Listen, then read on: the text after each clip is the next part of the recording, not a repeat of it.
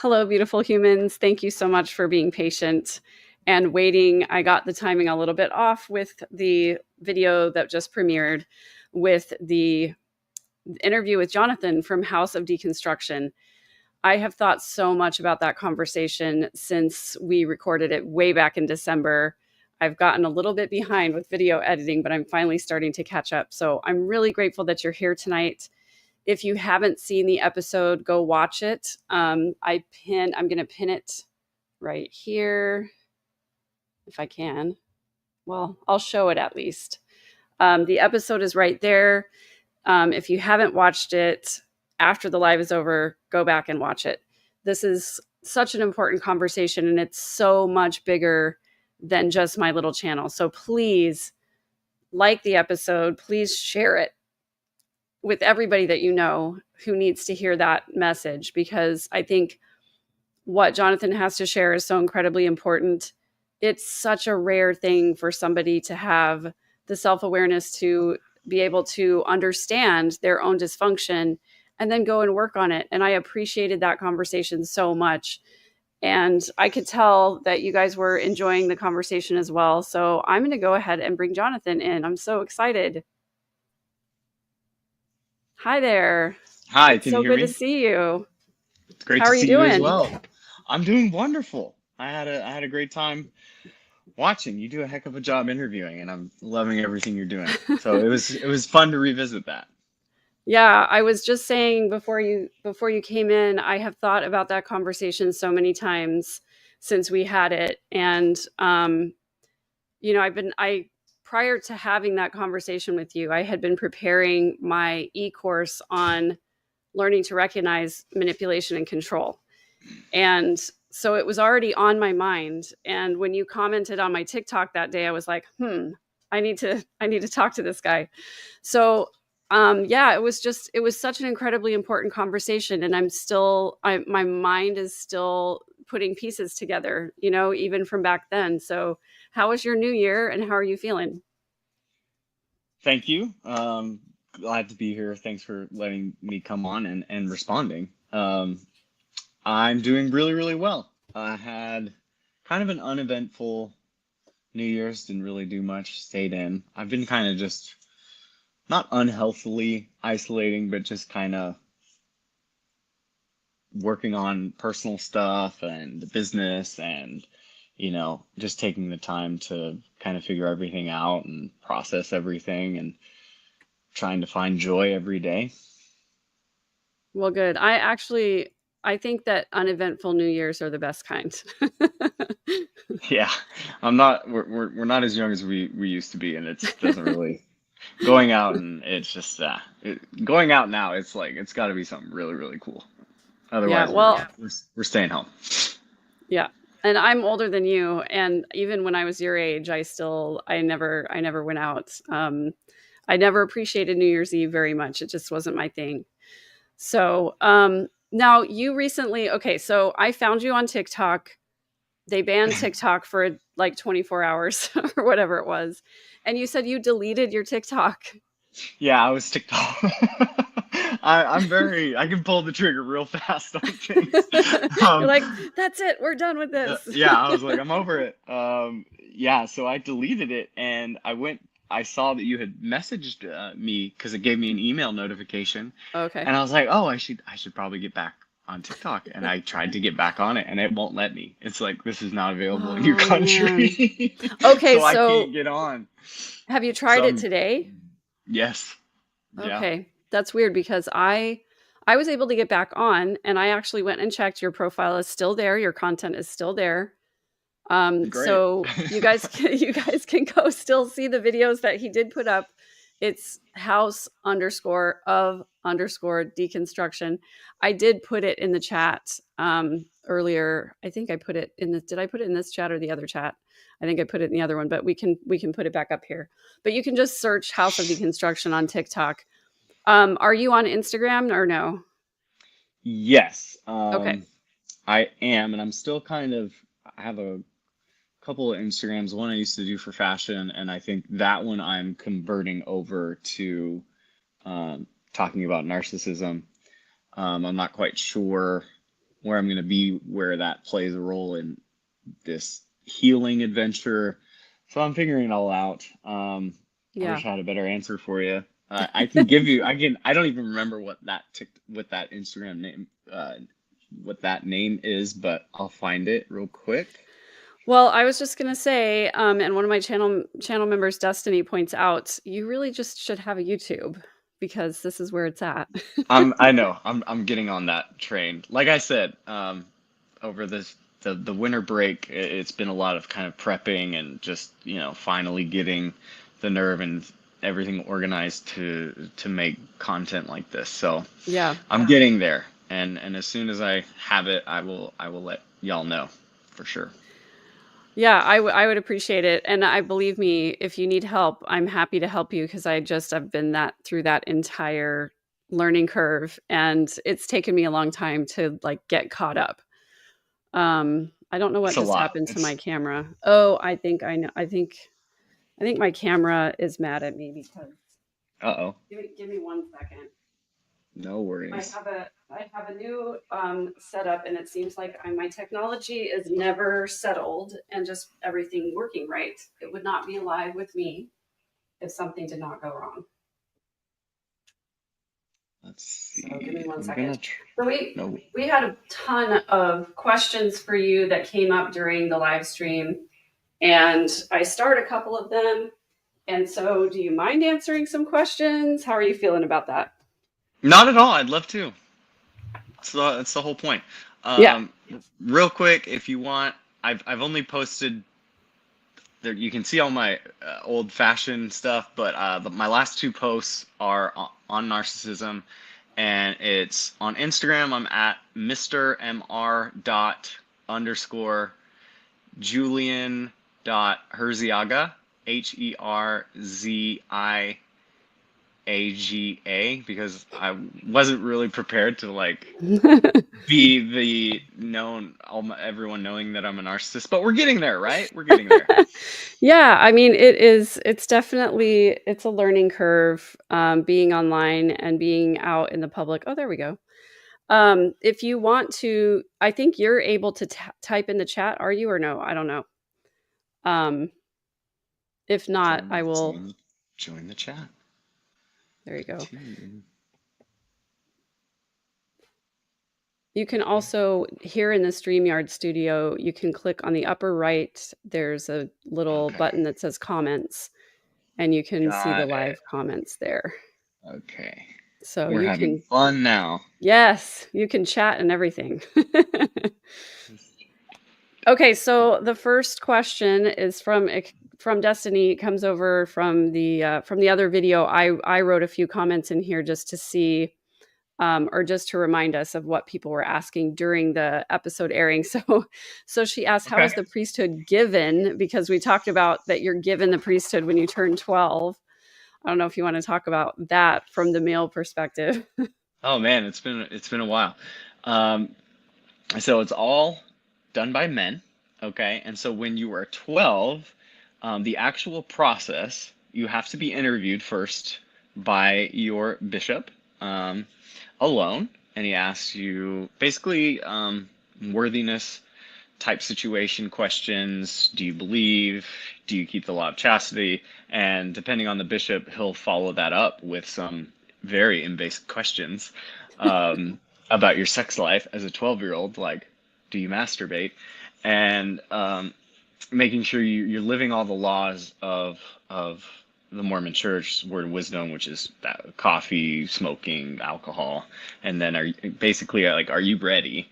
And you're 12, and of course, if you say no, your parents are going to kill you.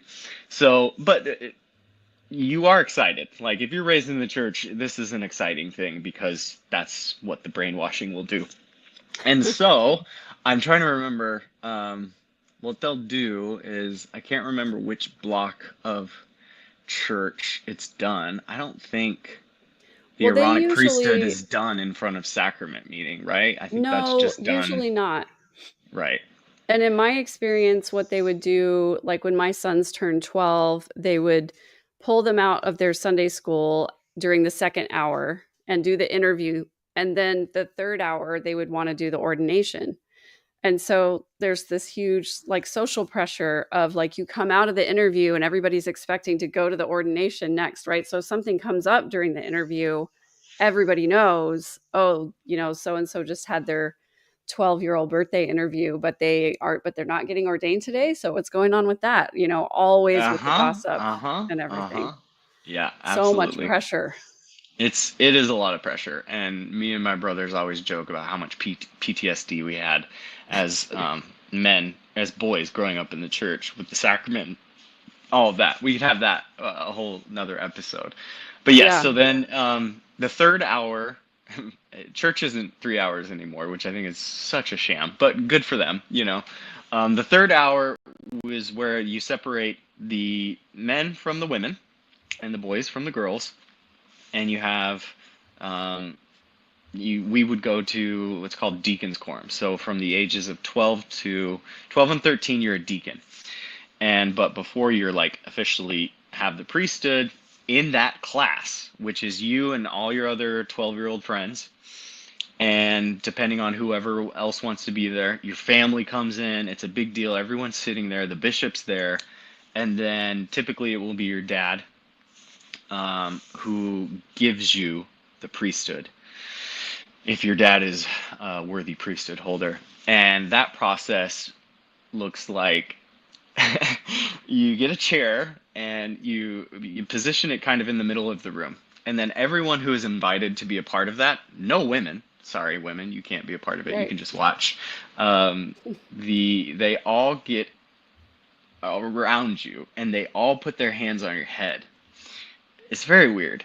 And then your dad basically says a blessing and a prayer bestowing upon you the Aaronic priesthood. And the Aaronic priesthood is the priesthood before the Melchizedek priesthood that you can have when you're 12. And so then that blessing is basically passing down the power to you via laying the hands on the head. And sometimes, there's a lot of weight on your head with a lot of guys, with a lot of adults' hands on your head. And you're just sitting there, and those are some bizarre feelings. Some proud feelings because you think you're doing what your dad wants, but yeah. And so they say a prayer that has to be a certain, wording to get the first part right. And then your dad kind of says, may you be, righteous and, good to your friends. And he can kind of put his own personal twist to it. But that's how you get it, laying on of hands. Oh, I can't hear you. Can you hear me? I can't. You went silent. Sorry, I had to give up on my other camera. Sorry about that. Oh, that's all right. There we go. You're back. Yeah, I'm back now. I remember getting priesthood blessings from my dad, and whenever I got set apart as a leader in the young women's organization, I definitely remember the weight of those hands on my head. And sometimes it was super uncomfortable because they would just eventually like drift to the sides and like I'd be sitting here like this. Exactly. It's such a weird and awkward thing.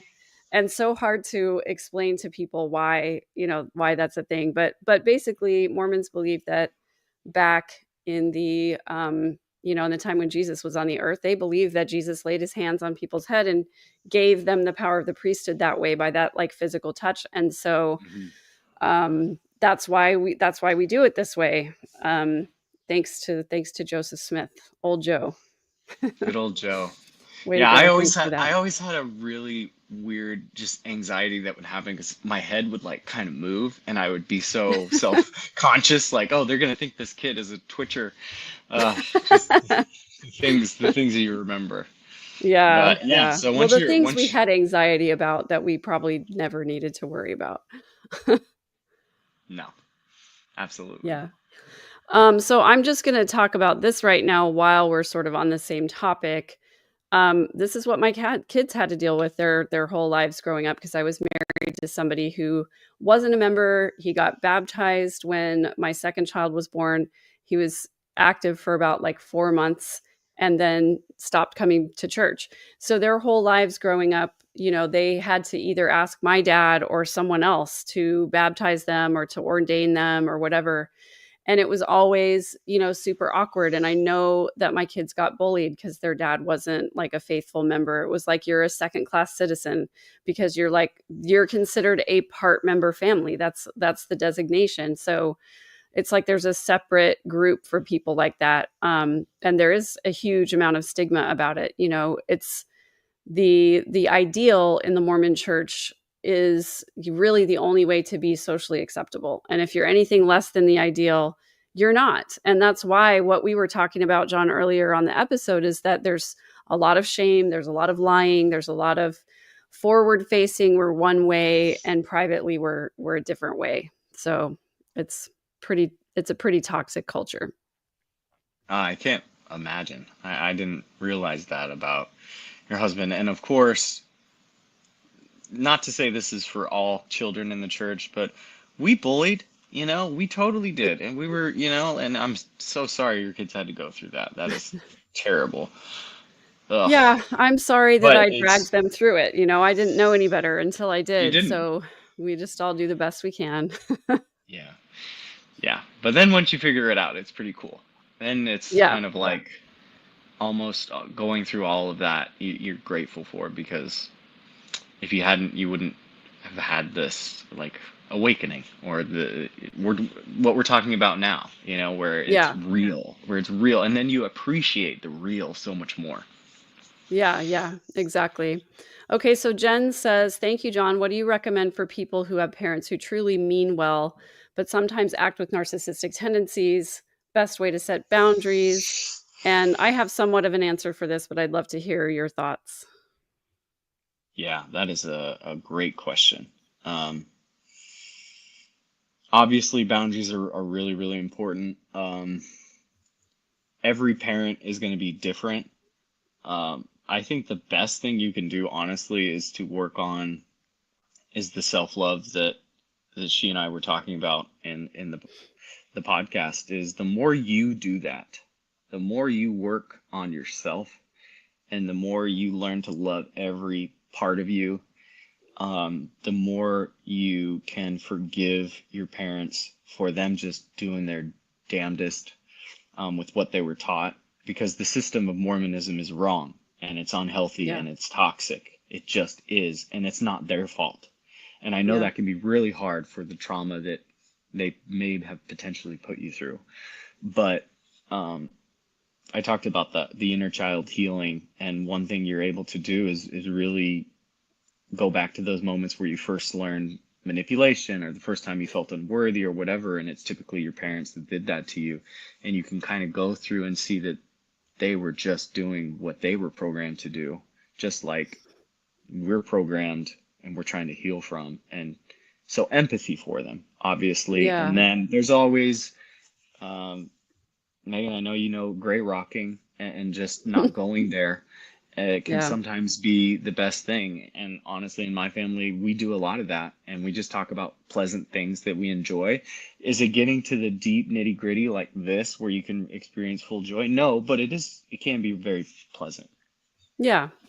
I have a pretty superficial relationship with my parents, and it's not ideal, of course. I would love to be able to tell them all of my highs and lows and everything. But typically those things are met with, when I told them about my podcast and the success of my channel, and I have a sponsor now, and they were like, oh, but then I fall into the old familiar family role of after dinner, I go play their favorite piano piece, and they're just over the moon excited. So, it's like we can only do so much with that. But the reason I wanted to I reminded myself here to talk about CEN because there's a very specific description of this and way to heal from it. There is a Dr. Jonice Webb who wrote a book called Running on Empty, and it's about childhood emotional neglect.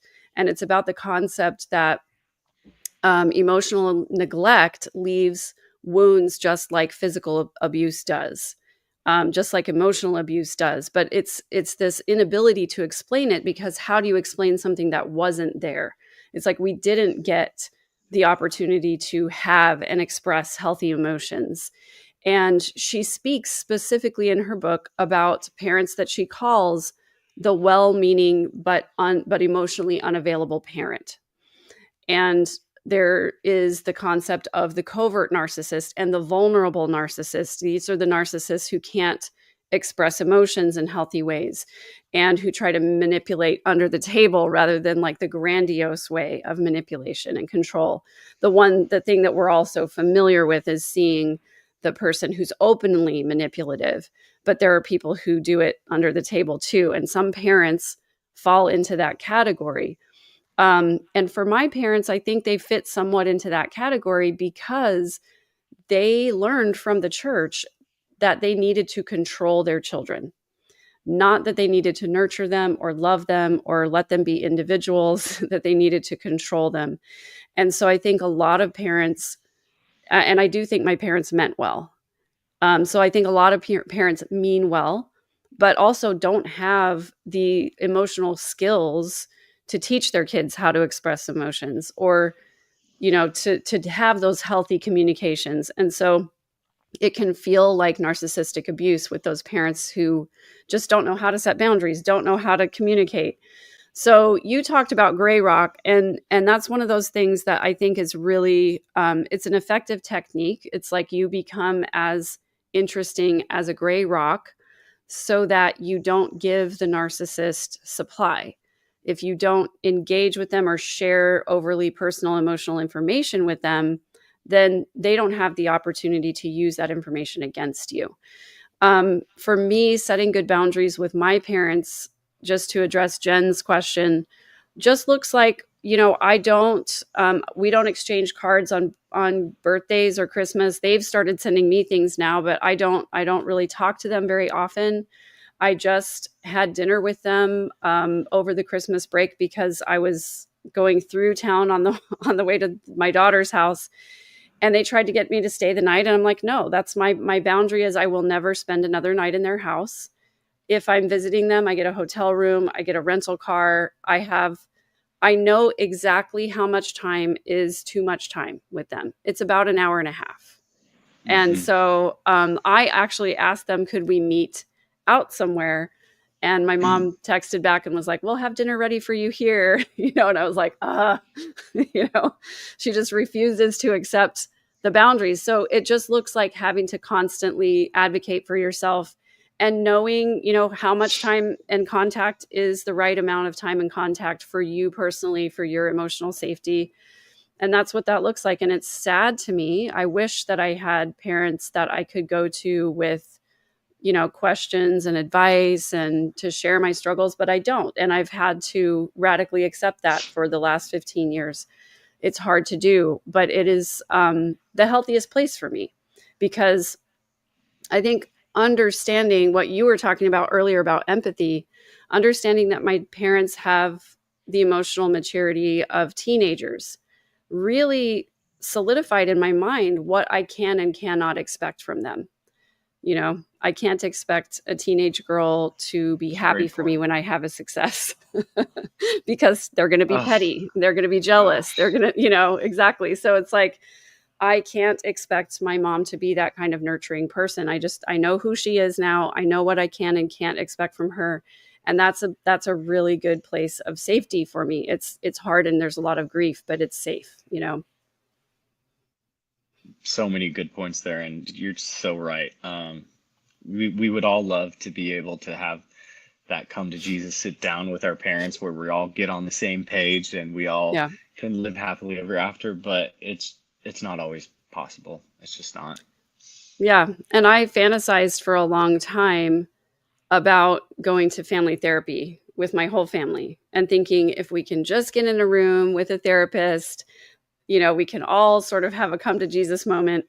And I started to role play that with one of my therapists. And very quickly I was like, okay, you're right. This isn't going to work because it's like you had the desire to change.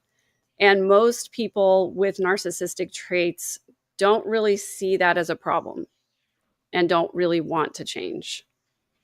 And I love Dr. Ramani Durvasula. I don't know if you listen to her on YouTube, but she says the thing is that anyone can change.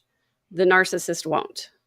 Most narcissists don't want to. They think that their relational style is just fine and everyone else has the problem. So I was really so happy to hear that you had a different story and a different journey, because I think it is possible. Yeah, yeah, it is. And again, it's a complex disorder, and I'm not an expert on it. I just know what I felt. Um, and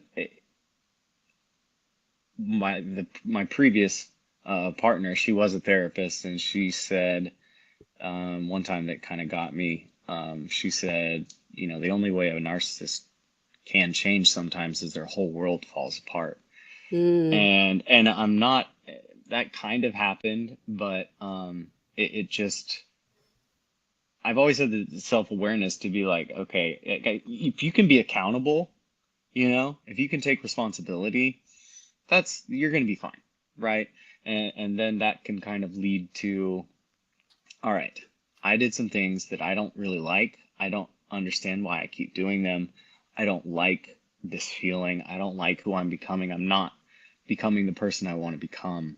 And mm, so something's got to change, and I can't just think my way around it. I used to always just try to analyze and think and think and think, and to the point where it just, I imagined having everything I wanted, and I was still miserable. I was just like, I don't care if I have all the money in the world or whatever. I'm still stuck with me in this head and this yeah, brain that just makes life miserable, and I don't want to continue. So let's figure this out, you know?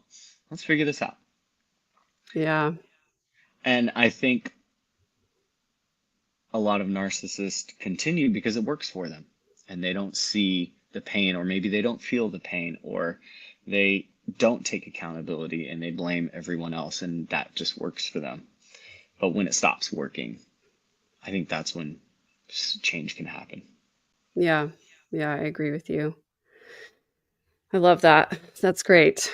Um, I just am so enjoying this conversation. I like I said to you last time, we we could just talk for a few more hours. Oh yeah, Um, I got plenty. I trust me. It's when you make all the so connections, it's fascinating. yeah, it really is. And I said I want to have you back on to talk about the mission and emotional manipulation. We need to schedule that. Because yeah, there are a lot more connections to make for sure. So Jen says, John, why do you think your dad didn't speak the love and pride for you aside from leaving it to your mom? He wasn't taught to. His dad was way worse than he was. His dad Mm, was a horrible man. Um, mm, treated my grandma like crap. Just, she waited on him hand and foot. He could come home and just sit on the chair and watch TV, and she would bring him everything and cater to him. mm, And my dad had a really, you know, he loved his mom because his mom kind of overperformed because of his dad. And that's exactly what happened with me. And the mm. dynamic that I saw, it just was a lot better than what my dad saw. Yeah. My dad would think he did a lot better than his dad in participating and being kind to my mom, and that's a very low bar. So, but I can also comment on the block of saying things that you want to say and that you can't Mm, when you have these, when you're raised this way. And I'm not quite sure if it's just the imprint of what you saw, but there's been plenty of times where I've wanted to say things to him or other people and express my love for them, and there's a block. It's not fear, it's just a resistance. It's like gravity pulling you back and preventing you from just unconditionally telling them or appreciating, because I don't know, I think some of it has to do with, you want to keep the power, you want to keep the control. And I did that with my former partner, and she would show and say really nice things, and there was a resistance there to show it back and to Mm, say how I felt, because I think was afraid that if I did, then she would back off. She mm. wouldn't give as much. So it's about control, I think. And maybe that's what my dad was going through, but a lot of it is just he never saw that. His dad never told him he loved him, and um, it, I don't, I know he was proud because he would tell all of his patients. Every time I would go to his office, every single one of his patients would just bombard me saying how much my dad talked about me. Hmm. And it was very perplexing. But when it comes down to that emotional connection and fostering that relationship, there's no skill. There's nothing being taught. And there was a really poor example to see in his dad, and I'm sure his dad was even worse. I mean, the chauvinistic, sexist, man provider, women do whatever we say was horrible, and Yeah. but I'm not quite sure how that relates to him expressing love for me, but I've known that once I've gone through this, that there was an unblocking, and that access to just verbalizing and expressing love becomes a lot easier. And Yeah. so I think it's a combination of things. Yeah, I think a lot of us we come to the parenting experience with all of the baggage that our parents modeled for us, right? And if we want to do things differently, it is a lot of concerted effort to make real changes, to like literally turn the wagon in a different direction out of the ruts, and it can be so hard. And I saw my parents were not affectionate physically. It was the side Same. hug, it was the kiss on the forehead, if anything at all. I never got a direct, honest, sincere compliment. It was always some kind of a backhanded or sarcastic thing. So I think it's just, and I know that that's how my dad's parents treated him that way, and so I know that's where he got it from and why he passed it on. And my partner Samuel, he's half Pakistani. His dad is from Peshawar, Pakistan. Emigrated here back in the '60s, and he talks about how his dad didn't know how to say "I love you," and when he was a kid, my partner, his dad would come and tell him goodnight and start to walk out the door, and my partner would go, "I love you, Dad," and he would kind of just pause, and my partner would go, "I love you," and then he would go, I love you, I love you," and then he would leave. So my partner was teaching his dad how to say I love you. And I think that it's a beautiful thing, but it's also really sad, right? If he hadn't had the instinct to do that, he never would have heard that from his dad either, but I love that idea. Like, our kids always teach us so much anyway. Yeah, no, you make a great point of the affection part. If you're not seeing that, um, and my dad certainly didn't see the affection in his parents, and then it just kind of passes on, and maybe you just get so comfortable with it to where expressing that love and showing it becomes awkward for you. And I think it was Yeah. very, very awkward for my dad to do that. Yeah, yeah, and I think I see it coming, generally generationally from my grandparents. I didn't know very well, but from what I did see, my mom's dad was very strict, very authoritarian, and not affectionate at all. And my grandmother, even though I was really close to her, she hated talking on the phone. So we would get on the phone and I would want to, hear about everything that was going on with her. And I could just feel her like pulling away and wanting to hang up the phone. But if we were in person, she was great with it. So I think part of it is just having compassion for and meeting people where they are. And I loved Samuel's example of, like, if you want your dad to say I love you, tell him you love him, and teach him how to do it. I love that idea. I wasn't that self-aware to know how to do that as a kid, but it's a good That's a lot to lesson. ask. That's a lot to ask of a It kid. is. But But yeah, yeah, and I think I can't remember who it was I was listening to earlier today, but we sort of we expect people to love us the way that we love other people and to show affection in the same way, to show love the same way. It was mind-blowing for me to learn about love languages, to know that I show love in different ways than other people have shown love to me. So, and then the thing I learned, I think probably the most profound thing I learned about relationships and like feeling fulfilled in a relationship was after I got divorced. And it was like Mother's Day, my birthday, Christmas. I was like, okay, well, there's nobody to like help the kids make me treats or, tell the kids to make me breakfast in bed or whatever. And I realized that I just needed to provide that for myself, like if there was something I wanted. And I think during my whole marriage, there was just this expectation of like, okay, it's Mother's Day, do something nice for me. But I never communicated that because I didn't have healthy communication modeled. And so it was like a revelation to me, like, oh, if I want something, I can just provide it for myself. I can self-validate, I can self-love, and that carried over into so many other things. That was really eye-opening for me.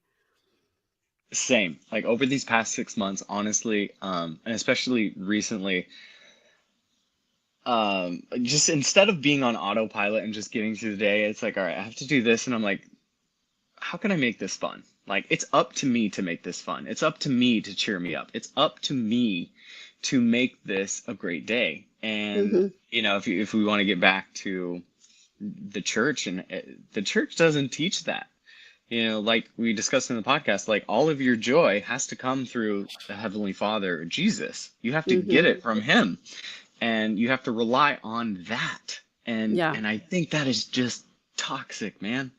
You got to Yeah. rely on yourself for that, and you are capable of it. It is there, and I think that it contributes to narcissism.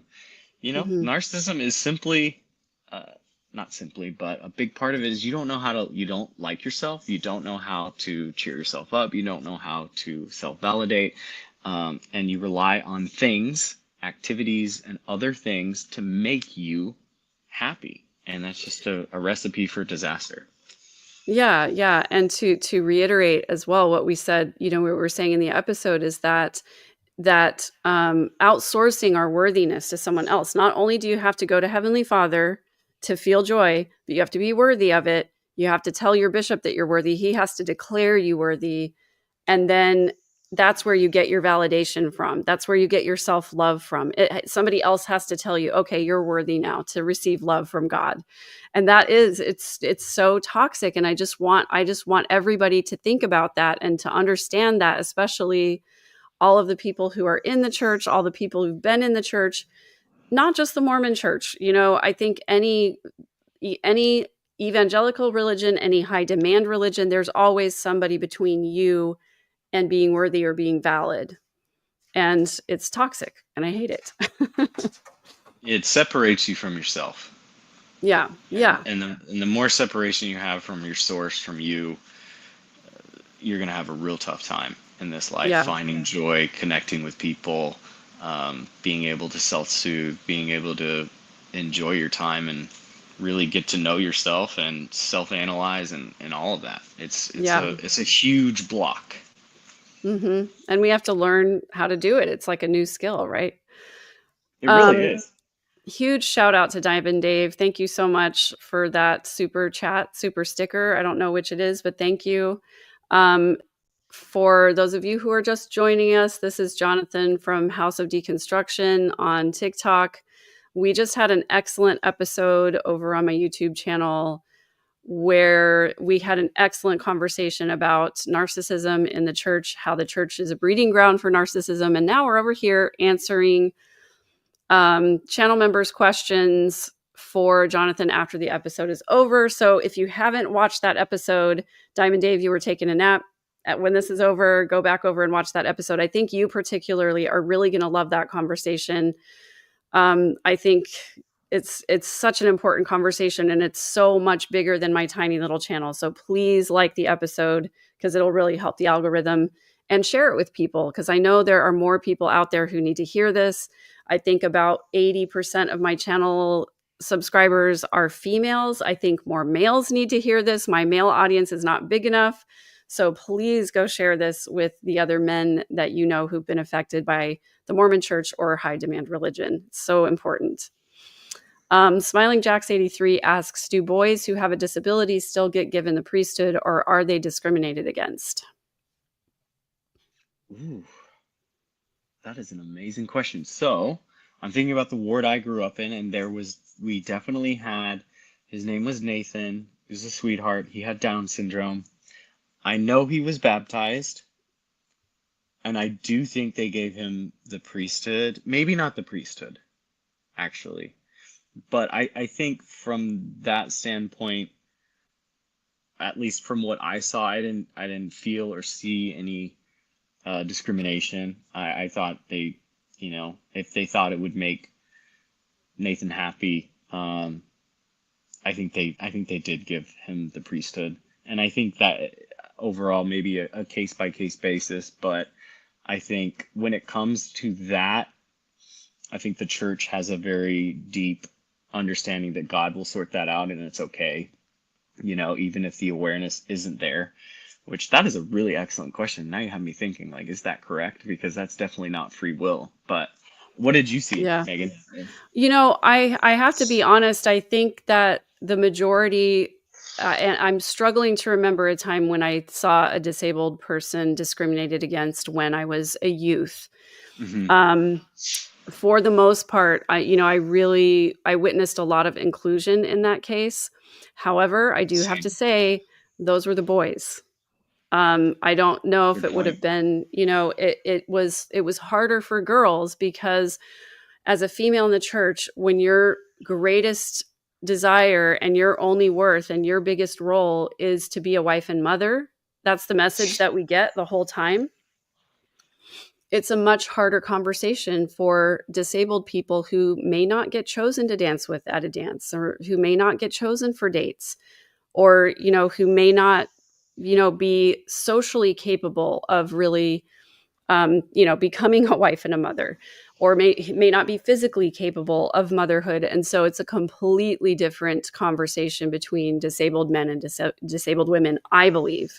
And not to be too binary about it, but growing up in the church, it was binary. There were two roles. And I think even now in the church, especially with the transgender policies that came out in August, I think there's even more othering of LGBTQ people, especially trans kiddos. I think it's a toxic, terrible place for anybody who doesn't fit into that black and white binary. But I am remembering a couple of young men who were disabled either physically or mentally, and it seemed like they tried to be very inclusive, especially where things like Boy Scouts and passing the sacrament and stuff like that was concerned. Yes. There was great point. He did pass the sacrament, so he was given the priesthood. Okay, good. Yeah. Yes. Yeah. There was an instance when I was teaching gospel doctrine, though, where we had a young lady who was, she was developmentally delayed. I don't know exactly her diagnosis, but she was an adult who lived with her parents and who always would live with her parents. She had the mental capacity, I think, of about an 11 or 12-year-old, and she was in her 30s. And she would frequently, bring crayons or some other kind of busy making activity during gospel doctrine class. And every once in a while, she would have a vocal outburst, or she would say something that was, of course, not on topic, because I'm sure she wasn't really paying attention to the lesson. She just wanted to be there with her parents. And at one point, we had somebody make a really rude and terrible comment to this young lady during the lesson while I was teaching. And I just sort of I heard a little bit of a kerfuffle, but it was way in the back, so I didn't know exactly what was happening. But somebody told me after the fact. And the next Sunday, I was so angry and so disappointed that somebody who was a member of the church who promised, like when we get baptized, we promise to be a representative of Jesus Christ, basically, right? And Mhm. it was so disappointing to me that somebody who had made that promise would treat somebody with a disability so unkindly. And so the next Sunday, she didn't come to class because she did not feel welcome. And so before I started the lesson, I referenced what had happened, and I asked if someone would be willing, if we could have several someones willing to sit with this young lady if her parents were ever not with her, because I guess that was what had happened, is her parents had stepped out, she was being a little disruptive, and the person was very unkind to her. And so I just asked, I said, can we just make sure that there's always somebody sitting with her who is an ally, who will care for her and treat her with kindness and respect? And I was so grateful that several people volunteered, and I don't think there was ever a problem again. But I bring that up just because it's it was a lesson to me that when you're not the ideal, eventually somebody's going to say something to you. Somebody's going to treat you unkindly, because the ideal is it's so held up in the church as the only way to really be truly acceptable. I feel like all the people who don't fit the ideal, at some point they're going to feel it in a really real way, and it's disappointing. Yeah. As you were telling that story, I thought back to and about your kids. Um, that yeah, that is ingrained to the point where if you don't fit the mold, you're going to be noticed, and Yeah. you're going to get, especially if you have punk 12-year-old kids like I was, um, you're gonna get bullied, just for not being, you know, a part of the fold, for just being a little Yeah. bit different. Yeah. Yeah, And that's, totally. oh man, it's not good stuff. Yeah, these are heavy conversations. I'm glad we're having them. I'm glad we're talking about them. And MB, I Nope. missed your super sticker. Thank you so much. I really appreciate you.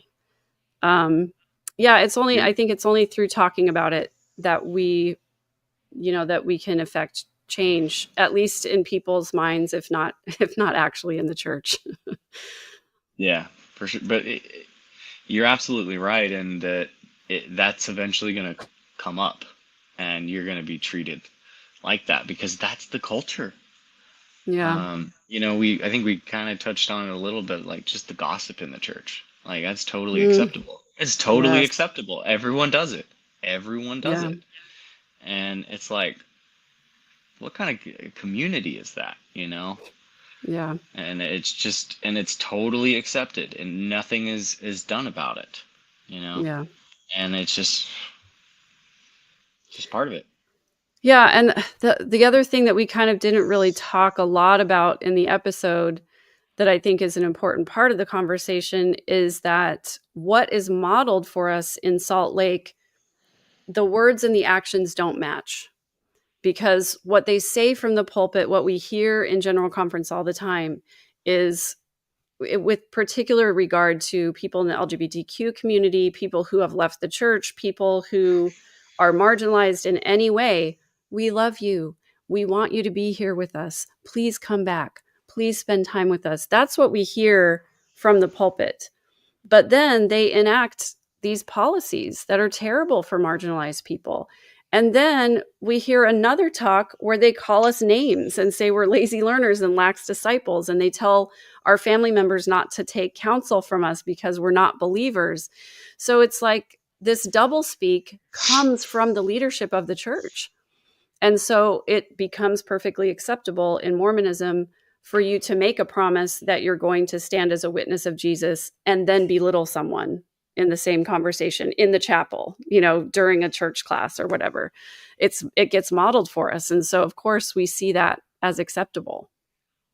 Absolutely. And I always was like, it's they always pick and choose when they talk about Jesus and when she talked to the sinners, you know? And Yeah. I'm like, I always was like, okay, but we're not going to do that here, and we're going to excommunicate, and we're going to disfellowship, and we're going to judge, and we're, you know, he's not going to serve a mission, or he came home early from his mission. And I'm like, you're absolutely right. The hypocrisy starts at the top, and we see that. And they say one thing at the pulpit, absolutely, and then they enact policies that completely go against that and call us lazy learners. And then just I know it goes both ways, but I know if you've been online, the outlash from members, just telling us to leave it alone and all of that, like, can't you just leave it alone? And I'm like, hold on. you know, you wouldn't have a therapist just tell you, hey, stop bringing up your trauma. Just leave it alone, Right, and right. they don't they don't understand that, and that's the programming, and Right. we're trying to be one. But it's because they're taught that hypocrisy is fine and going Right. back on your word is fine. Because how many times has the church gone back on what it said, or backtracked, or changed it, or manipulated it? And so it's just Yep. like, I mean, this is the truth for now. This is doctrine for now. Yeah. But now there's Temporary two types of commandments. commandments. Yeah. They're like goalposts. We're just gonna move you off screen. Yeah.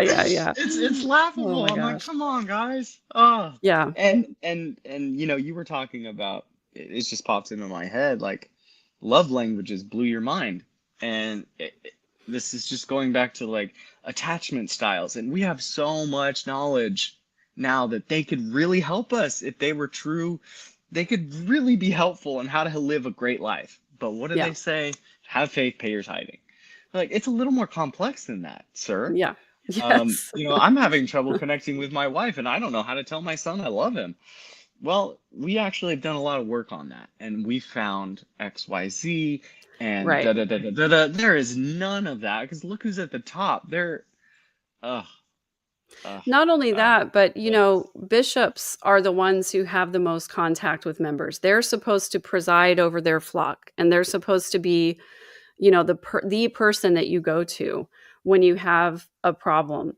And I went to my bishop after I had been in therapy for about a year, and I said, I just realized that I'm in an abusive marriage. What do I do? And he was like, well, I don't think you're being physically abused, right? And I was like, well, I mean, I have been, but not anymore. But I feel like this is emotional abuse. It's verbal abuse. And he said, well, sometimes I say things to my wife that I don't mean. And This was your therapist said this? no. This was my bishop. This was Oh, my duh. bishop. Right. Yeah. Yeah, And that so, checks. That checks out. yeah, because, look, and I tell this story not with malice for the man, right? I Right. tell it with disappointment for the institution that claims to speak for God, because what was so telling to me is one of the bishops who was interviewed on Mormon Stories maybe a year ago or so. They asked him what kind of training did he receive, and they said the most important thing was, when I first became bishop, was that I needed to get my signature card done with the bank so that we could deposit tithing. It That checks wasn't out. It wasn't about how to counsel your members when they're in crisis. It wasn't anything, sorry, that bishops need to know to help their members. It was like, make sure the tithing gets in. That totally checks out as far as where our priorities are. So what I did was, after I had that conversation with him, I just went, okay, he's a software engineer. He doesn't know any of this stuff, Zero training. So I sent him an email with the little wheel of coercive control and all the different types of abuse and how it can show up. And I said, I hope that next time somebody comes into your office that you'll have some better information. That's Nicely all. done. Nicely done. I don't know whatever came of that, or if it ever got better, but it just, we get taught and told so many things about what we can rely on in the church. And then it turns out that we can't rely on any of it. And my biggest complaint all the time is, like, if you really were speaking to God and you really were receiving spiritual inspiration for each one of your ward members, then God would tell you different things. He wouldn't just let you sit there and flail like a fish when somebody's coming to you asking if they should stay in their marriage. I think that's always my complaint. But anyway, Yeah, I wanted to it's sad. mention that last night I was on Ladder Daily Digest. Shout out to Ladder Daily Digest, who's here in the chat, I think. We had a beautiful panel discussion about spiritual abuse. And that was one of the things when you mentioned, why can't you leave the church alone? Because TikTok is not a place where you should go talk about being an ex-Mormon unless you have really thick skin. Because they will come for you in the comments, those LDS faithful believing people. And what the comment that we always get is, you can leave the church, but you can't leave it alone. And what we talked about last night was the idea that one of the reasons we can't leave it alone is because the church was our abuser. And when people you love are still with your abuser, it's really hard to see that. It's really hard to see people you love defending your abuser when you were harmed and you were hurt. That wasn't their experience. And it reminds me so much of narcissistic abuse, because the narcissist a lot of times will treat everyone well except their closest person. And the closest person is the one who gets the target, the majority of the abuse. And everyone else, they're trying to be charming and nice for. And it's really hard for the person who's being abused, because when they talk about it, the other people go, well, they have always treated me really nice, And it feels that way about the church too. So for all of you TBMs out there, and for the Strengthening the Church Members Committee, who I know is probably at some point going to see this video, mainly because of the thumbnail, just to say that, people are experiencing religious, spiritual abuse in the church. And you well know that people are experiencing sexual abuse and other horrible things. And the reason we talk about it and we don't leave it alone is because it's the only way that we're going to change people's minds and make people aware that not everybody's experience in the church is beautiful and wonderful and a good experience. It should be that way if it really is Jesus Christ Church, but it's not. And we're calling attention to that. That's all we're doing. Yeah, absolutely. I think the abuser reference is really, really smart, because it is ongoing. They are a part of your life. Your friends are still involved. Family is still involved. They bring him or her up constantly, or, and it makes it tough. And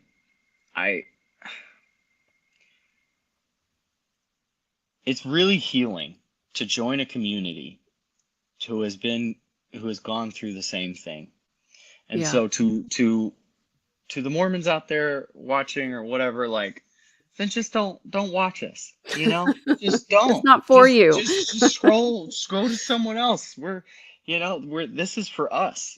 And you guys got your general conference and you do that. And I would highly encourage all ex-Mormons to not mess with them, Yeah. Let them go, even though I'm so guilty. I've definitely attacked and made a few comments for sure. But it really is, it's therapeutic, and it is frustrating that the abuse continues. Yeah. And that the lies continue towards these people, that that's really hard to just, you have an abuser walking the streets and he's lying to these people and he's setting his trap for them. And it's hard to watch that. And so what do? We come on here and we vent and we discuss our issues, and we tell each other what's helping, what's not helping. And honestly, the church has done some pretty stupid shit recently. So it's hard not to comment on it, just with the LGBTQIA, and they still constantly are pay your tithing and all these pointless temples. I live in Dallas, and they're building another one 20 miles away, and they can't get anyone to come to this one, and it's just a waste of money. And Yeah. I think it's just Russell and it's the president of the church. What's his name? Nelson. Yeah. Narcissist Nelson just wanting to put his stamp on, the big and spacious buildings everywhere. So Yeah. He really has, I think, this personal vendetta where he has to beat Gordon B. Hinckley in temple building. he's a total And narcissist. oh yeah, Narky It's Nelson. I forgot if I told you this, but so my dad was a physician, right? And he was a doctor, and somehow he met President Nelson because he was a doctor, and they were in the hospital doing something, and even my dad was like, he was a dick. And my dad loves the church and the brethren, and my dad was like, yeah, he was a dick. He was Oh total no. dick. So, and that's a fact. You can take that to the bank. So, Oh my and goodness. that this was years ago. This was 10, Yeah. 20 years. This was a long Before time he ago was the before. prophet, obviously. Yeah. Yeah. Yeah. Yeah. But I have to call him the president of the corporation of the church because that's all it it is. is. It's just a corporation. It is, I don't know. Okay, MB, I'm sorry. I just saw this out of the Oh. corner of my eye and I was like, look, listen, Linda, listen, Linda. Listen. If you haven't seen his most recent like big conference address, he is clearly not all there. And not only that, but it sort of feels like he's repeating stuff. It really feels like he has some form of dementia. It feels like he's repeating the same, like he's just doubling down on his dogma. And I start to see more and more anger from him, more and more contempt from him when he's talking about things. And it's disturbing to me, honestly. I recently did an episode on Dallin Oak's 2019 talk where he talked about demonizing behavior, or he was demonizing the behavior of the LGBTQ community.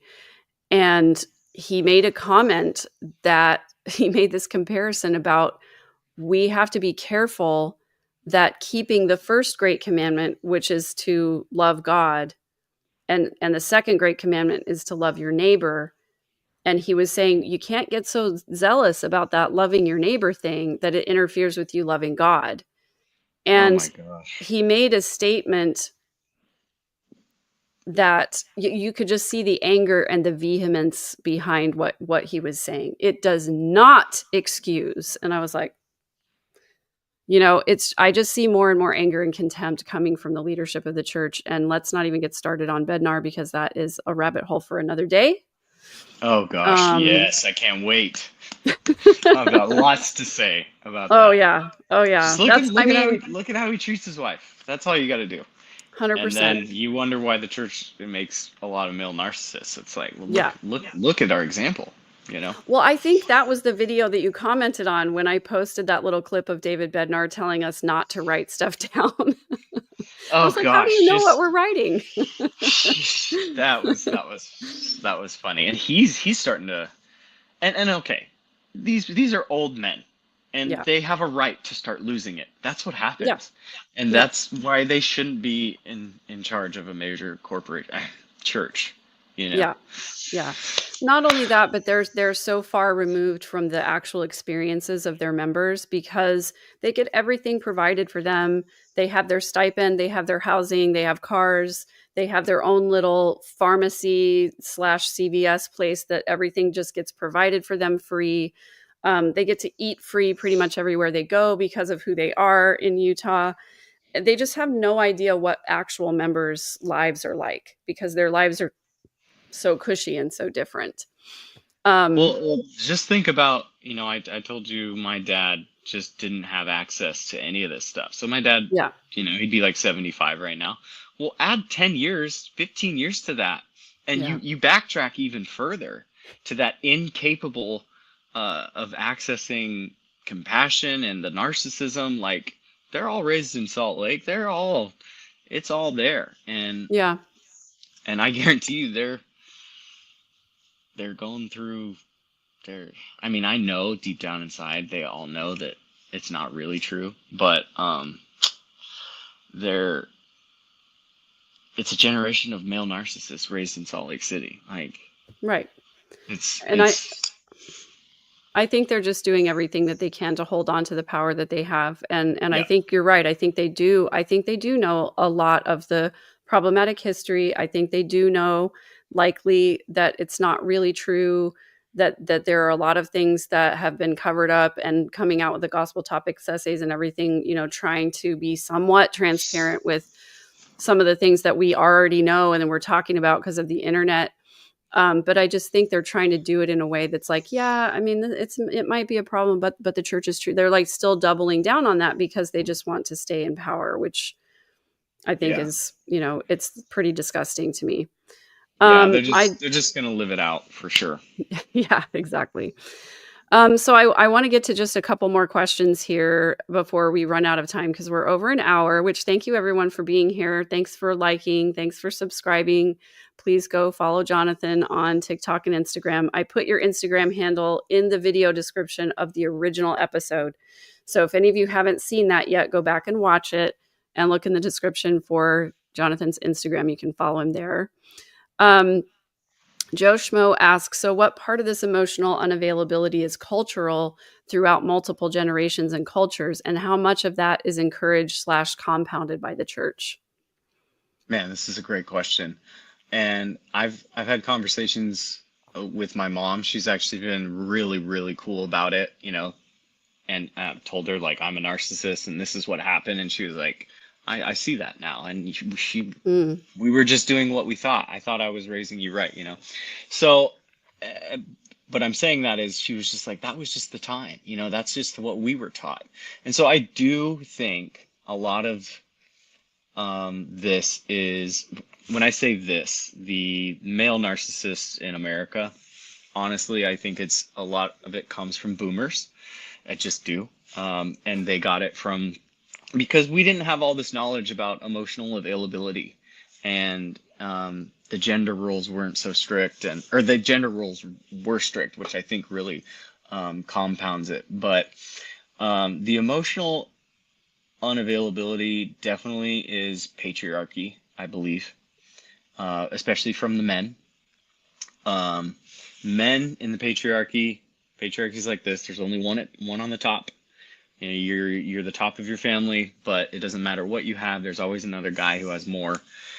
And our parents were taught, guys don't get emotional. They don't do that. They don't. So I do think that is generational. But I do think the church does contribute to that. But I also think my age group and younger age groups are more open and showing their love. And I think potentially from the patriarchy kind of not necessarily crumbling, but getting less stringent and dogmatic. But that's a really great question. The church doesn't help any of that. It's yeah. the participation of the dad is just, it's kind of superficial, and it's just handed to them like you provide. Mm-hmm. I don't think anyone's taught in the church, how to speak to their kids practically. No. And in fact, it even says in the family proclamation, where the gender roles are very clearly defined and the parental responsibilities are very clearly defined. It very clearly says that the nurture of children is the primary responsibility of the wife in the home and the mother in the home. And so men are not expected to be emotionally available or affectionate with their children. That's not their role. As you're Not saying so well, it's the role is provider. You're the priesthood holder, you're the provider. And I know so many women in my time in the church, when their husbands would get called to demanding callings, that were just beside themselves, heartbroken, because it's like, well, your husband's the bishop. You're not going to see him very much anymore because he's got a full-time job and he has to be at the church, basically all day Sunday. He has to be at the youth activities on Wednesday nights. He has to be at the firesides on Saturdays and the ward activities for everything. And then during the months of November and December, he has to meet with every single congregation member, 300 people. so that they can declare whether or not they've paid their full amount of tithing. He has to stay after church to count tithing. So, and that is the expectation, is your time away from your family is going to be a blessing eternally for your family. And so that's what you're expected to do. And add to that home teaching, and add to that helping people move. And, the church keeps all of us so busy that we don't have time to get on the internet. You have to clean the church. Yes. You gotta clean it. I just heard this last night on our discussion panel with Latter Daily Digest. I didn't know this, but Mitt Romney was the one who told the brethren of the church they could save so much money if they fired all the janitorial staff. But guess what? The church office building still has janitors. Oh, of course. Of course. Oh my goodness. It's infuriating. Okay, so let's go for a couple more comments here. That's a great question, Joe. Great question. Yeah, thank you, Joe, for that. And I guess for my part, to answer a little bit, I think there is a generational pattern of not showing affection, not being available emotionally, because look at it. We had the silent generation. They were called the silent generation for a reason. They stuffed everything down and didn't talk about it after World War II. There wasn't good therapy and healing modality back in those days. There really wasn't, even for my parents, who were young adults and young parents in the late 70s, early 80s. There wasn't that for them either. So, being aware of mental health issues and getting therapy is still stigmatized, but at least now we have more competent mental health people. We have more effective drugs and things like that. So I think a lot of it is generational, but some of it definitely is the church culture too, because of the family roles. And I just want to point this out too, from Diamond Dave, that the American experience is not everybody's experience. Emotional availability looks different in lots of different cultures. And so the reason I focus so much on Americanism when we talk about the church is because it's an American religion. It was invented by an American. It was promulgated in America.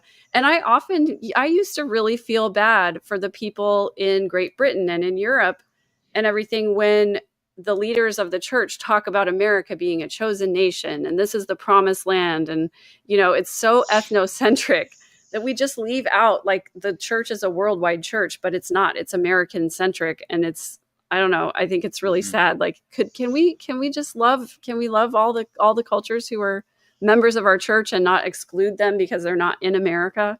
Anyway, that's another tangent. If you can't tell, I have a hard time with that. MB says, I think what's hard for me, my dad has a hard Mormon line, and anything not holding to the iron rod is flat wrong. And there's no discussion.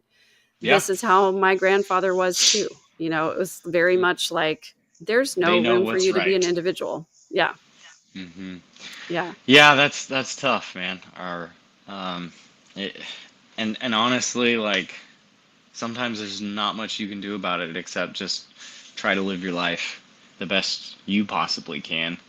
Yeah. And, understand that that's just how it's going to be with him. And maybe the only way, my healer told me this, is she's like, don't ever, discount anyone, because it's the law of inclusion. Anyone can change. And maybe that change they see in you is just unconditional love and boundaries and growth, But yeah, Mormon men, man, they know what's right. Well, my dad said that all the time. I know what's right. I was like, really? How? It's very black and white thinking too. There really isn't that room for, as we've been talking about, individuation, or for anybody to have a different experience, a different opinion, or God forbid to have like a different personality style. I know for myself as a young mom, because of what was modeled for me by my parents, I did not know how to love a child who wasn't being faithful in the church. And so when my oldest son started to kind of veer off the path, I was like panicking. I didn't know what to do. I was like, I love him, but everything that I've been taught says that I can't love him, that I'm supposed to be strict with him, that I'm supposed to disown him if he has certain behaviors and things. And it was a real, just terribly difficult time for me as a mother. That's in I that. had to Oh, unlearn everything that I learned about parenting while I was being a parent. And I also was having to reparent myself while I was parenting. It was really difficult to do. And I often say, like, my oldest kids, I have 6 kids, and it's sort of kind of two groups, because my 3 oldest and maybe even my 4 oldest got a very different mom than my 3 youngest kids did, because it wasn't until my oldest daughter was 7. So I had a 7-year old, a 5-year old, a 3-year old, and a newborn baby. And I was losing my temper all the time. And I just had this wake up moment where I was like, I don't want to be the angry mom. And I don't want my kids to be afraid of me. I don't want to spank my children. I don't want to do this the way it was done for me.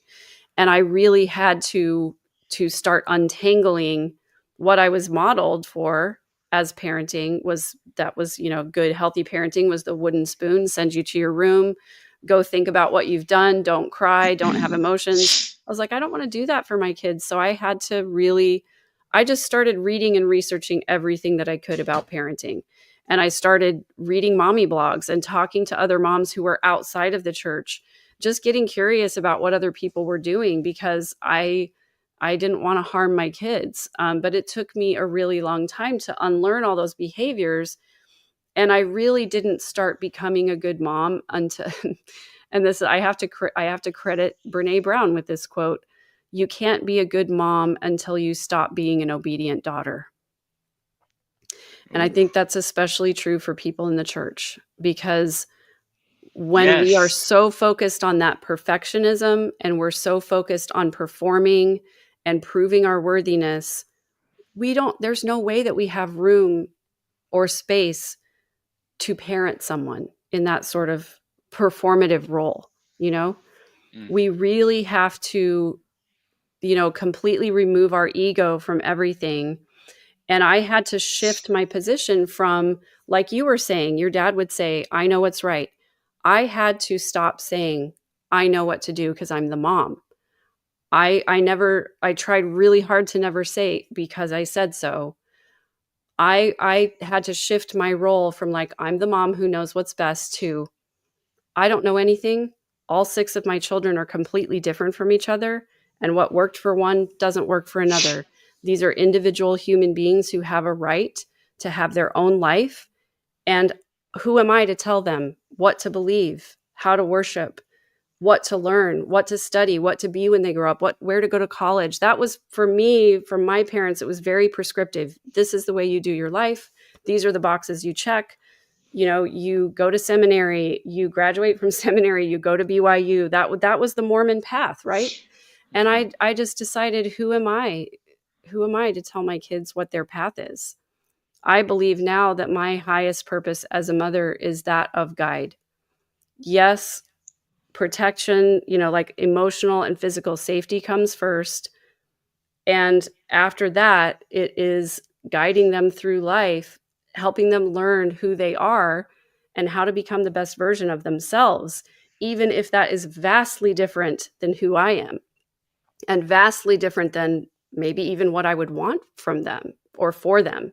You know, it was a complete and total shift. And the biggest thing that I grieve is, like what you were talking about, that quality time with your dad, sitting down and having meaningful conversations. I didn't get to do that with my kids because there were too many of them, and I had a husband who was, like, not present for that. So I just, for anybody who's out there struggling with parenting or struggling with kids, I just can't say enough about, I took every opportunity that I could to have even just 5 minutes of one-on-one time with each of my kids, because to ask them, like, what's really going on, and what are you concerned about, and what are your fears, what are your anxieties, what do you love, what do you look forward to, just really getting to know my kids, because my parents didn't do that with me. Wow. And hopefully lots of guys end up watching this, but I've done it. But I think, what is it like for you being raised as a female in the church and seeing everything that I explained I experienced, right, as a guy, priesthood, and you're just raised to assume that your life is going to be being a mom and a wife. I think this is how this conversation and perspective really helps men to understand what that's like, because we assume that your world and our world are the same, but it's not. It's a Yeah. completely different perspective, and I think it's important to hear, from a raised Mormon female of what that's like. Yeah, it was paradoxical for me because I wanted to be a mother. I thought I always wanted to be a mother. I loved being a mother, and I definitely would have done it very differently, if I had somebody, a mentor or somebody to tell me, slow down. You don't have to get married right away when you're 20 years old. You don't have to have as many kids as you possibly can. You don't have to have kids right away. It's okay if you can't afford to have kids right now. We get taught so much that, like, just have as many kids as you can and the Lord will bless you, all of that. Ugh. So there's this huge amount of pressure, or at least there was for me. And I also just understanding the idea that I knew that I did not fit into Mormonism because I wasn't a Molly. I wasn't a rule follower. I wasn't, All right.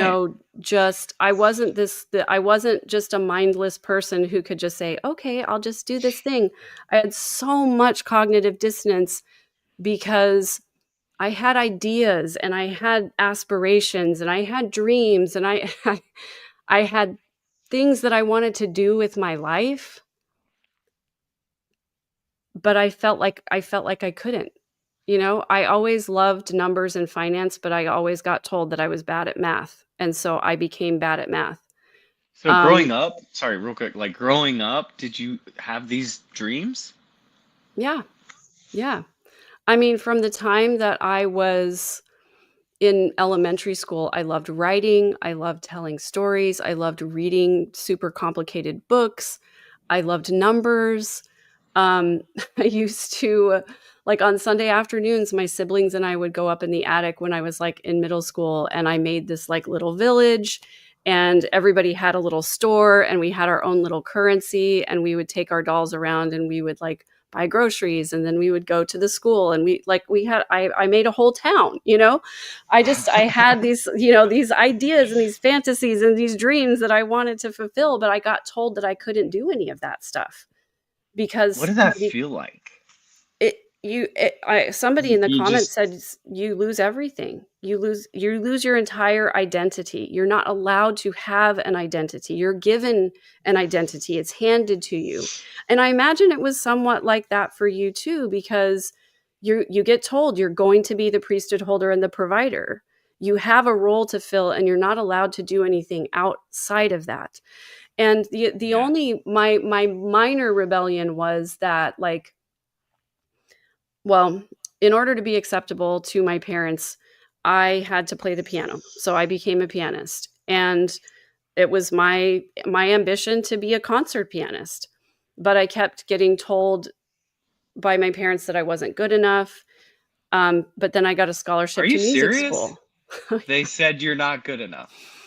They It was told, well, so my dad, like I mentioned, that he would do the sarcastic backhanded compliments, right?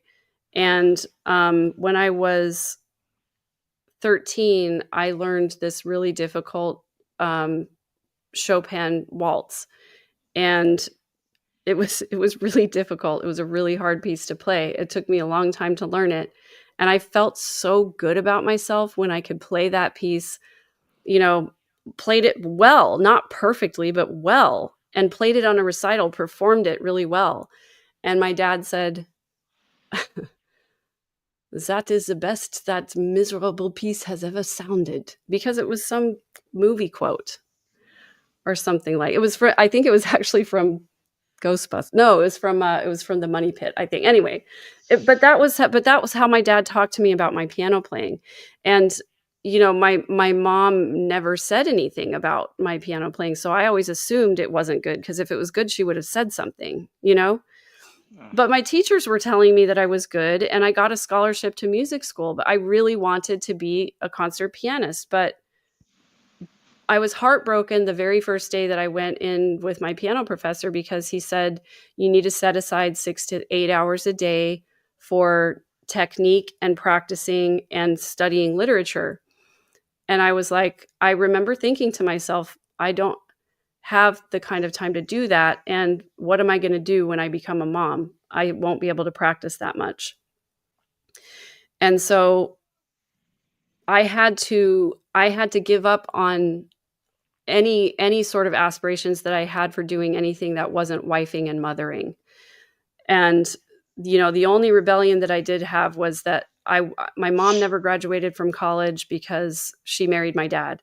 And I watched her, when she had to work, take jobs that she hated over and over, with bosses that she hated over and over. And so I said, well, I'm going to get if I have to get a job, I want to do something that I love. And so I decided to major in music in college because I loved music. And I was like, well, I can always get my teaching certificate if I need to. And lo and behold, I studied opera, and I wanted to be an opera singer. And I started getting roles and getting paid to sing. And I started becoming more and more successful, but it required more and more time away from home. And I knew that was not acceptable. I got my master's degree. And when I enrolled in graduate school, my mom said, Megan, what are you doing? You have 4 children at home. You should be home with your kids. It was not like, good for you for getting a master's degree, and eventually I had to give up singing professionally because I couldn't be away from my home and my kids. And so I became a choir teacher, which I loved. That, don't get me wrong, I loved it, but I had to give up everything that I really wanted to do and everything I really wanted to be in order to be more acceptable in Mormonism. And ultimately that was about gaining acceptance from my parents. Wow. Well, it sounds like you, even with that, you still did some amazing things that unfortunately I'm sure a lot of Mormon women don't get to do. And I'm not saying that Exactly. that's like anything special. It's like that's the low bar. It just Yeah. sucks. It just Yeah. sucks. It's ridiculous. And I saw so many women, girls that I grew up with, and women in the church that I knew and loved. And like, these are smart, capable women. They could do so much good in church leadership, even if that's all they did was church leadership. But they could also have amazing careers, journalists and writers and accountants. And, after I got divorced, I went out and got my Series 6 and 63 investment licenses. And I was a financial advisor, and I absolutely loved doing it. But it was so taboo and so like unladylike. My my grandfather said to my mom wanted to be a PE teacher. My grandfather said, no, that is not a ladylike profession. You will not be a PE teacher. So she majored in English instead. This is what we get told as women, what's acceptable and what's not. How terrible is that? Like, Yeah. literally hopes and dreams, but you know that you're not going to be able to do that because of gender role, the church, your parents. That just sucks. So you're doing the right thing by just wanting to be a guide for your kids. Sounds like, Yeah, I have to tell my older kids all the time, I'm so sorry that I couldn't be the kind of mom that you needed me to be when you were younger. And, how can I best show up for you now? That's all I can do. So, yeah. Goodness gracious. yeah. It's a lot. It's a lot. We're at an hour and a half. A couple more things, and then we will wrap it up, and I'll let you go. And then we'll have to reschedule, because I have at least 2 more topics that are just as deep as this one that I want to talk with you about. I'm already excited. Yeah, I just wanted to call this out because this is such a Mormon thing. You're told if you're low, like as in low mood, it's because you aren't choosing the right, like the mental health discussion, right? If you're depressed, just pray harder, just stay Yeah. positive, all the platitudinal things. And Lisa Bite Me says, or it's Satan causing you to be depressed. Because apparently Satan has dominion over our dopamine as well. Oh, it's just laughable and it's sad. And Yeah, it's just goes to show how disconnected they are, yeah, and it's a prideful man thing. We can't admit that there's other ways out there to yeah, help for with the sure, depression. It's such a for cop sure. out. It's Yeah. such a cop out. Instead of being like, you know what, we actually did some studying. Turns out, We the way listen to we've scientists for the once. way the way we've been working it, yeah, we actually do breed narcissism and narcissistic tendencies, and that's really not living like Jesus. So we're gonna do this. We've implemented programs. We have an ADHD program. We have an autistic program. Like that's what God's church should be like. If there is a God that really cares about us. Yeah. But I don't think God has made a pretty gruesome world then, Yeah, totally. But the lack of mental health is a perfect example of how much knowledge we now have and how obtuse and just Stone Age the church is. Yeah. And that's because look who's in charge. Yeah. Yeah, exactly. MB says, try this. A 14-year-old who's not baptized asked to give a talk during sacrament meeting on the importance of Jesus. It's like they're trying really hard to get this kid to participate so that we can indoctrinate them. The Like audacity. it seems so inappropriate. It's like the kid obviously is not baptized. So did you even ask him, do you think Jesus is important? What do you think of Jesus before you assign the person a talk? It's So so tone deaf. invasive. We didn't even talk about the church has zero boundaries. Yeah, And what do narcissists have? Zero zero boundaries, and they boundaries. have Exactly. zero respect for boundaries. Yeah, Zero yeah. respect for boundaries. And again, this is a part of the next conversation, or one of the next conversations I want to have, is where we've talked about this, where the church operates in society as a narcissist. And if you think of the character traits of a narcissist, constant need for validation, always has to be the most important person in the room, terrified of being criticized, cannot take responsibility for their mistakes, total lack of empathy. This describes the church institution perfectly. And by the way, give us your money. That's just an Yes, added yes. thing. Yeah, And who said, the church, we don't make apologies? Is we that what they don't said? we don't We don't seek apologize. apologies or give them. Yeah, so Yeah, yeah. that's a Okay, so narcissist. yeah. And Joe Schmo, we already kind of talked about this. My dad was not a narcissist, but he was emotionally unavailable. I think it was more of a generational thing than a church thing. However, mom was patriarchally suppressed. And that, in my opinion, was a church thing. And that's what we were just talking about is in a patriarchy. By the way, I will be the first to say it. Patriarchy harms both men and women. I think it's not good for anyone. But that suppression is what we were just talking about, of needs, of desires, of dreams, of individuality, all of that. It's awful. MB, being self-aware is sometimes harder than living in ignorance. It is Oh absolutely yeah. Oh 100% yeah. harder. Oh yeah. It's way easier to just pretend like everything's fine and be ignorant. Like I went through so much of my life with blinders on, just going like, everything's great, everything's wonderful, dissociating from myself because it was so hard to face the reality that I had been abused for so long. Oh, this is such a perfect statement. And there's been times where I was first leaving the church where I wish I could pull back the curtain and like undo the knowledge that I knew it wasn't true, because it was easy, it was nice to be in that ignorance. But that's where the beauty of expansion and accessing the full you comes, and the full joy comes from going through that discomfort. Yeah. and going through the hard stuff. There's no person that's lived on earth that people are like, that person was remarkable that didn't have to go through some stuff, Yeah. And I honestly think anyone who's been raised in the church and then has the wherewithal and the self-awareness to leave it is going to have a very filled life. A lot more so than if you stayed in the church, and filled with everything.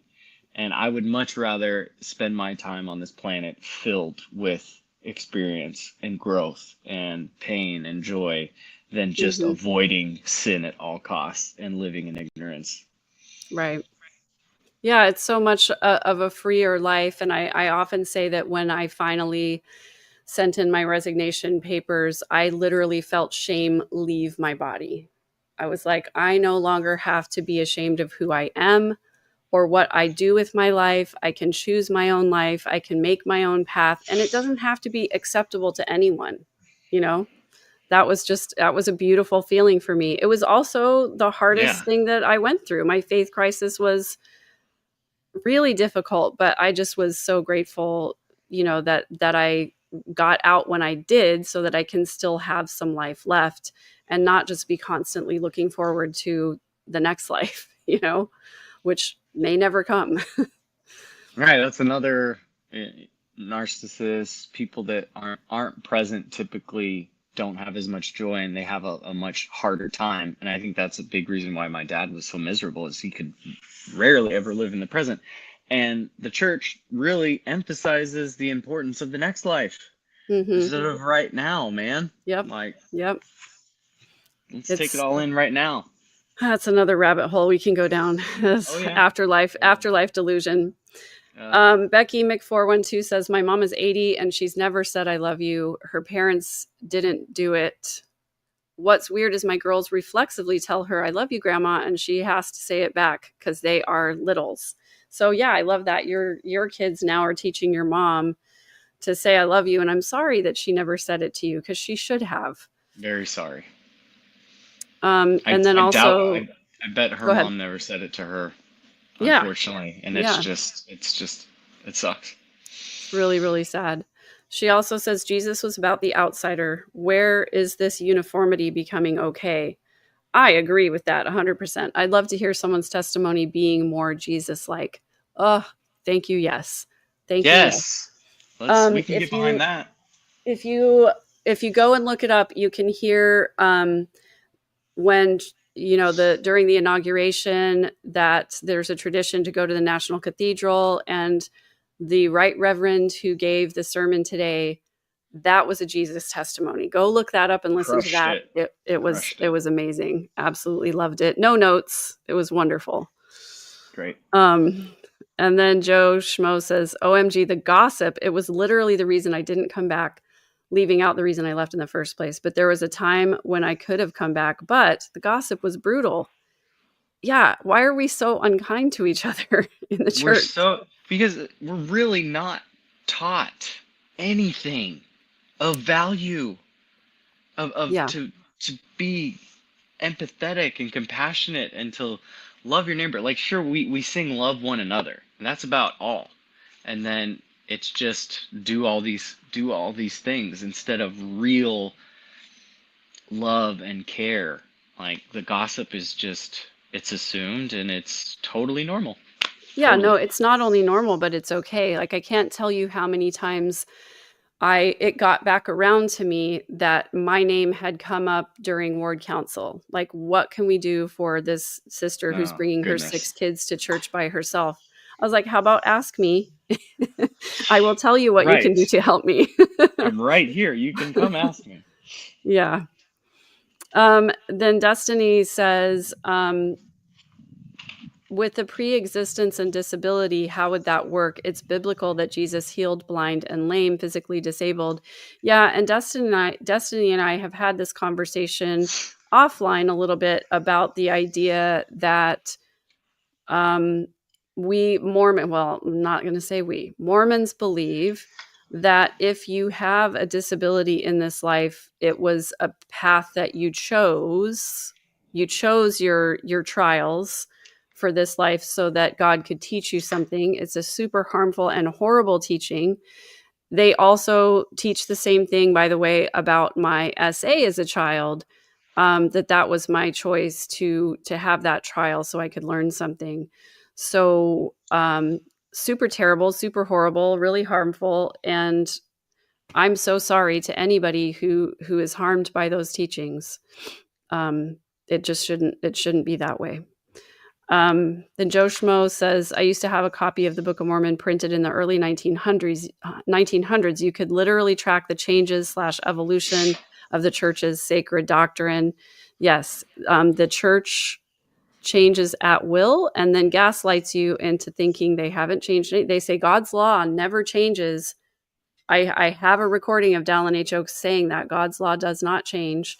And now there's a recording of him saying some commandments are temporary. So it's just moving the goalposts. Exactly. It's another one of those manipulative tactics. And it's not going to stop. They're going to keep doing it. Keep doing it. Did you see the church survey on Reddit? I haven't looked at it yet, but just the fact that they have to do a survey to find out what is going on with their members is they're literally crowdsourcing what they're gonna push. I promise you that. Yeah. Like I took it and I'm like, they're just crowdsourcing this, you know? It's like, how many of you would leave if we made this change? It seriously is like that. Yeah. I took it and I gave them some really funny answers. So. Oh, good. Yeah. I hope that strengthening of the church members committee. I hope you guys enjoy those answers. Yeah, there's a whole Reddit group. We all put some bangers in there. It was pretty fun. Nice. I love it. Pam Gifford says, just joined, gonna rewind. Just to mention, our daughter died in a car accident 20 years now. The second counselor told my husband he should have done home teaching.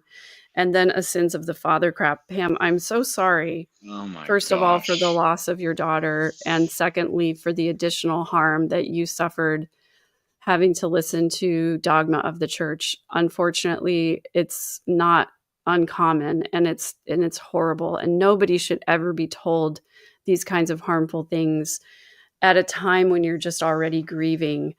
It's just like, it's as if, again, it's going back to that lack of empathy thing, right? The church doesn't really care how you feel.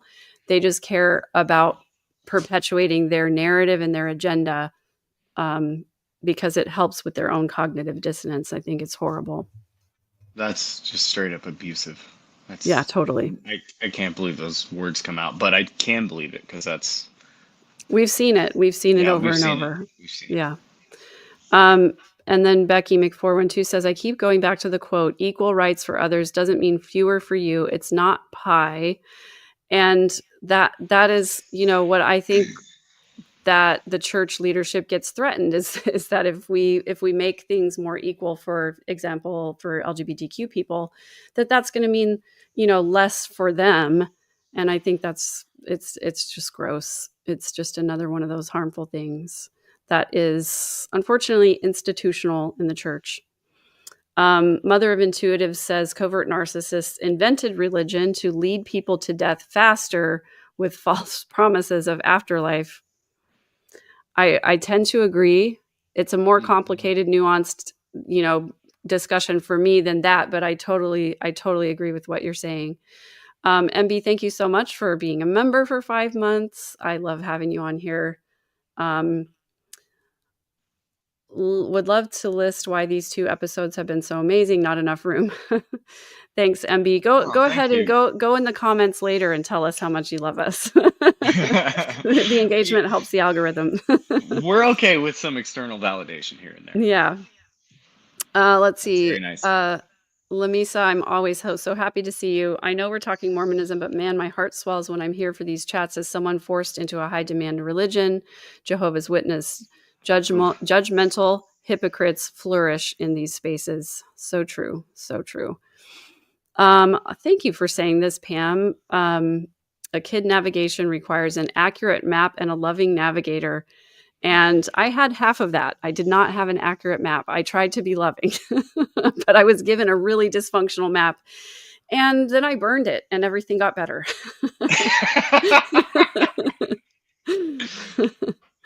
Did you ever burn your garments or your Book of Mormon or anything? I burned Good. everything, Good. literally everything. And I know Good. that some people feel a certain type of way about that, but it was so cathartic for me I love that. in so many ways. Mm-hmm. And what was, I've told this story before, but I love telling it because it always blows people's minds. My oldest son was the first of my kids to leave the church. He left when he was 14. And I mentioned he and I had a really troubling, difficult relationship throughout his teenage years. He went no contact with me for about 18 months or so. And it was really hard. And, when he re-entered my life, we had a lot of really good conversations. It was still tumultuous and rocky, but we have a great relationship now. And I think most of that is because I was willing to say I was wrong and I didn't know how to handle what you were going through. And I screwed it up. And what can I do for you now? But we have a great relationship now. And I decided I was going to have a burning party, and I got my fire pit all ready and I gathered up all of my Mormon things. And I heard a knock on my door, and it was my oldest son. And he doesn't live too far away from me, but I don't see him super often because we're both super busy. But, once a month or so. But he was just randomly coming by to pick something up. And I was like, would you like to join me in my burn party? And, we sat down and he said, Mom, I don't think I ever told you the reason why I left the church. And I said, actually, you're right. You didn't. You just told me you didn't believe it anymore, but you didn't say why. He said, the reason I left the church is because of how they treat women. And I was blown away by the fact that as a 14-year-old boy, that's what took him out, because he was literally the redheaded child with a non-member father who got bullied all the time at church. He was treated horribly by the male leaders of the church. And I begged my husband at the time to step up to them and say something to them, and nothing got done. He was horribly treated. But even after all of that abusive treatment, the reason he left was not because of himself. It was because of the way they treat women. And he said, I saw the way that they treat you and the way that they were going to treat my sisters. And I said, no, I'm out. I can't do it. And it broke my heart. And at the same time, I was so proud of him, Mm-hmm.